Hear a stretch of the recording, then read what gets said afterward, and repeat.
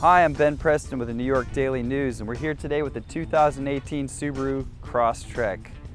You can be forgiven for thinking that this is the same as the 2017 model, but like the Impreza upon which it's based, it's changed, redesigned for 2018.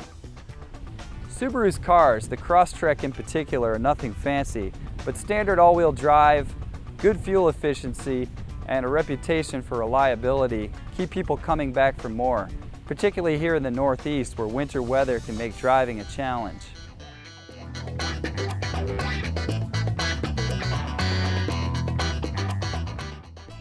Subaru is calling its design language Design X Solid or something like that. It basically means that they've gone to a chunkier look that they hope will play well with weekend adventurer types who will see this car as a good way to get a little closer to whatever outdoor activity they're doing.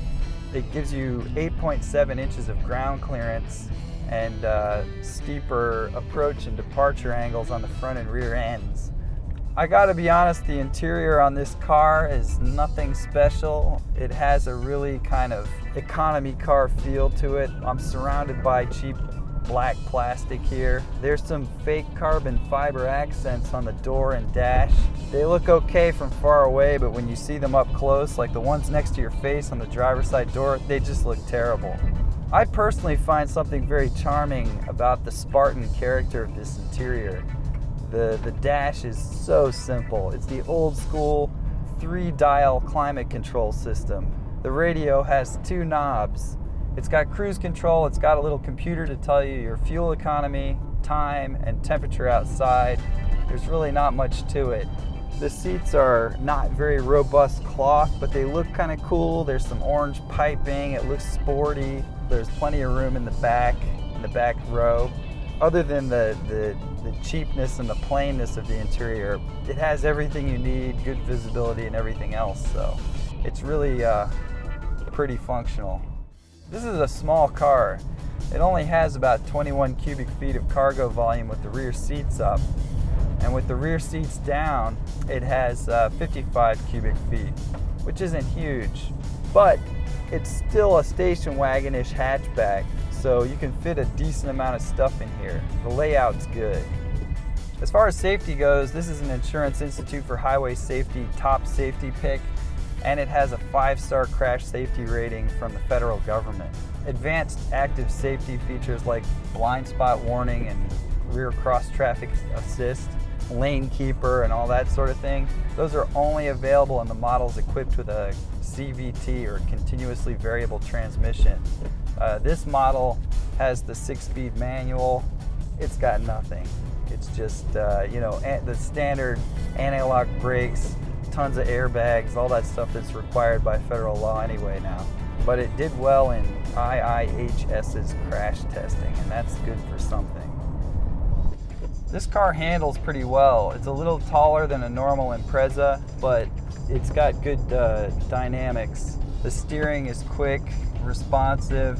It doesn't have a ton of body roll for something that's a little taller. The only drawback really is that there's one engine option, and it's this relatively gutless 2-liter Boxer 4. There's not a lot of power here. It would be nice if there was a turbo upgrade you could put on this, but there isn't. You only get the 2-liter naturally aspirated engine. On the 2 lower trim levels, you can get a 6-speed manual transmission, which I love, but again, most people are gonna want the continuously variable automatic, which not only does it have better fuel economy numbers, but comes with way more available options like adaptive cruise control and all the active safety features that people are looking for in cars now. On my 60% highway, 40% city loop, I got 26 miles per gallon, which is a little bit better than the EPA's estimate for this car. It really just depends on how you drive. When I drove it some more on the highway and I was driving a little bit more aggressively, the mileage dropped back down to 25. When I got my 26 miles per gallon, I was kind of nursing it. The one little option that the instrument cluster has is this little MPG gauge, and you can kind of keep your eye on it and see how you're doing in terms of fuel economy performance. A couple of weeks ago I drove the 2018 Outback. It was roomy, it was comfortable. There's tons of room in the trunk, in the back row, but it just felt like I was driving a minivan. This Subaru is lighter, it's more agile. It feels a lot more like the traditional Subarus that I'm used to. I have an 87 GL wagon, and it's fun to drive in that gutless Japanese economy car kind of way. This kind of feels the same way. I guess it's nostalgic for me. The Crosstrek kind of fills a gray area between cars and crossovers. It's a crossover. It's not fully a car, it's not fully a crossover, but it does give you better ground clearance and the utility of a crossover without the compromises made by the taller, boxier vehicles. It's fuel efficient, it's reliable, it's utilitarian, and it's fun to drive. It's all of the things that make a Subaru what it is. This car might not be for everybody, but it probably will appeal to outdoorsy types who want to take it to places unknown. I'm Ben Preston with the New York Daily News. Thanks for watching.